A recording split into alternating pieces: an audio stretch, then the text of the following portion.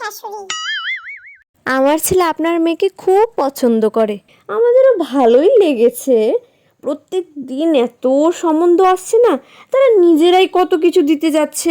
TV, fridge, washing machine, সোনা গয়না, cash, আর কি বলবো আর আপনাকে। তাই আর দেরি করলাম না, আপনাদের এখানেই চলে আসলাম কথাবার্তা বলতে, যেহেতু ছেলে আপনার মেয়েকেই পছন্দ করেছে।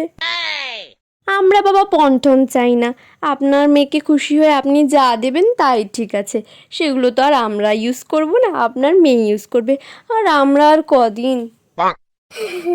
সবই তো বুঝলাম, কিন্তু কি আর বলি আপনাকে। আমার মেয়ের জন্য যে এত সম্বন্ধ আসছে না, কি আর বলবো আপনাকে। এই তো আপনারা গেলেই আর একটা সম্বন্ধ আসবে, টাইম দেওয়া আছে ওদেরকে অবশ্য। আপনারা বিদায় নিলেই ওরা আর কি ঢুকে পড়বে। আর কি বলি আপনাকে, এত ভালো ভালো সম্বন্ধ আসছে না, মানে তাদের কোনো ডিমান্ডই নেই। মেয়েকে নাকি কিছুই দিতে হবে না। আর তারা বলেছে এক কাপড়েই নাকি মেয়েকে নিয়ে যাবে, শুধু একটু আশীর্বাদ করে দিলেই হবে। আর যাদের বাড়ির থেকে সম্বন্ধ আসছে না, তাদের বাড়িতে এসি, ফ্রিজ, ওয়াশিং মেশিন সব কিছুই আছে। তা শুনলাম নাকি আপনার ছেলে সরকারি চাকরি করে।